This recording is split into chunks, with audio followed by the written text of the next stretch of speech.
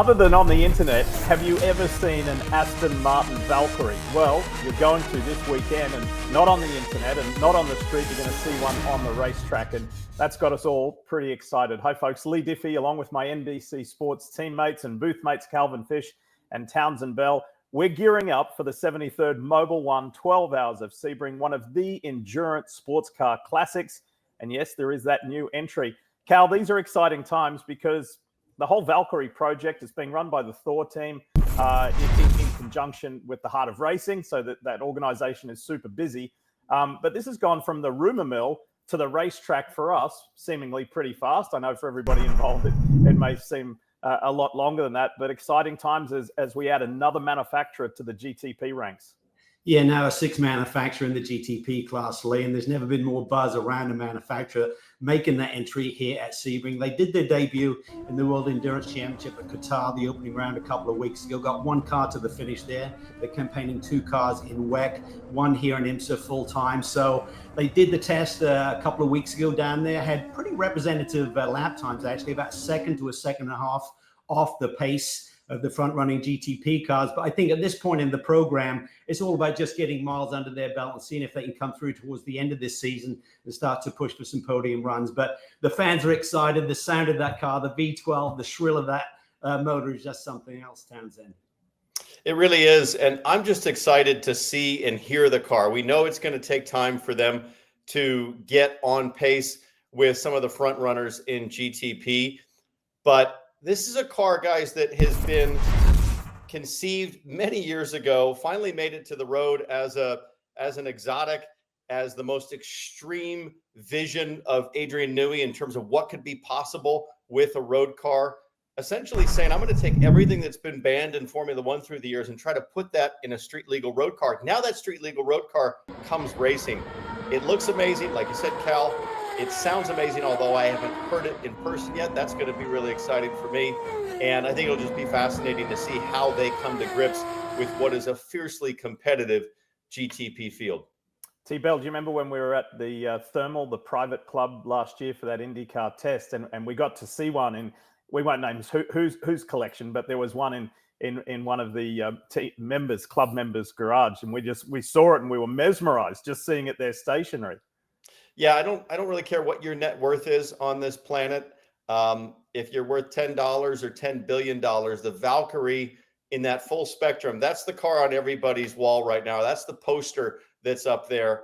It is just sensational. It's a really exciting car. And I think what's fascinating about the program is the Heart of Racing, of course, has quietly been toiling away in Phoenix, Arizona, testing extensively at the Apex Motor Club out there, building world-class facilities, simulation, all of that.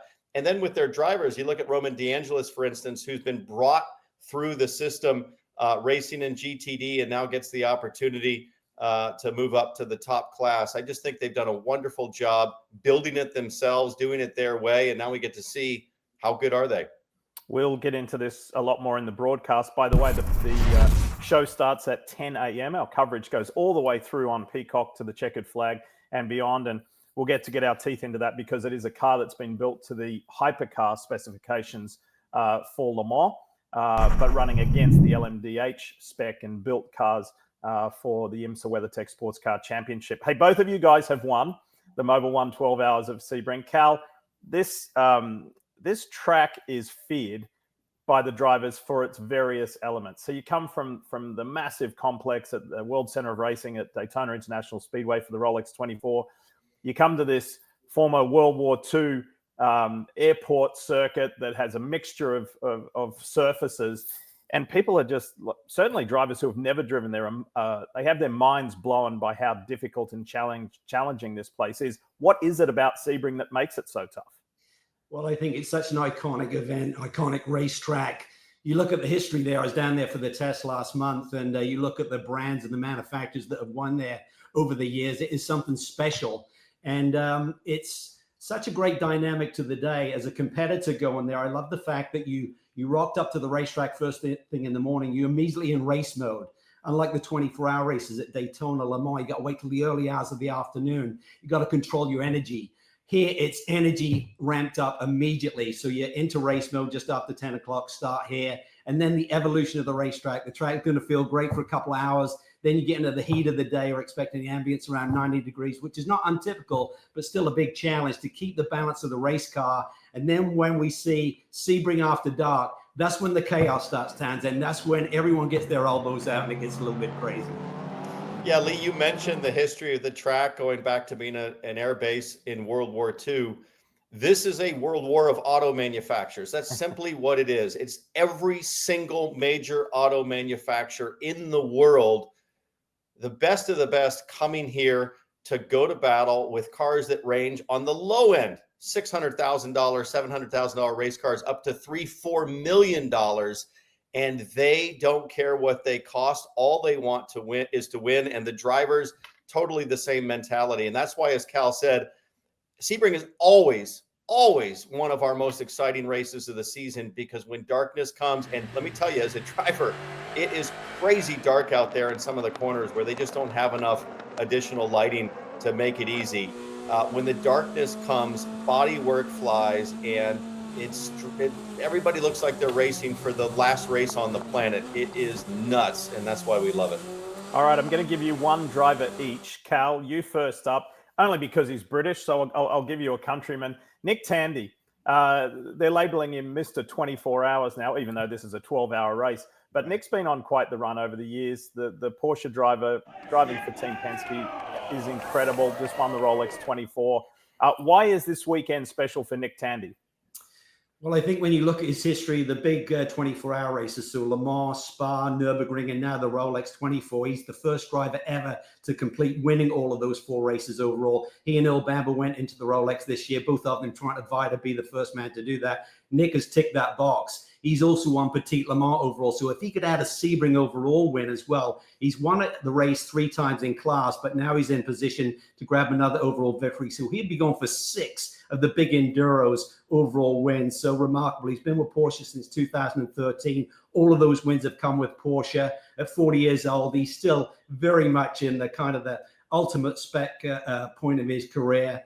He's got all of the talent, all of the speed. He and Nasr are going for a championship, and they're on a high right now, coming off that big win at the Rolex. They could be a factor again here this weekend. It's an incredible period in Nick's career, that's for sure. Townsend, I don't know how else to say it other than what's happening at Vassar Sullivan Lexus Racing, because you were a story for us at the Rolex 24 when you were drafted in, when a driver who was meant to be there for Jimmy Vassar and James Sully Sullivan and got injured, and so you got drafted in. Jack Hawksworth was injured several years ago and took time out, and now Ben Barnicoat's been injured. What's the story there at your team?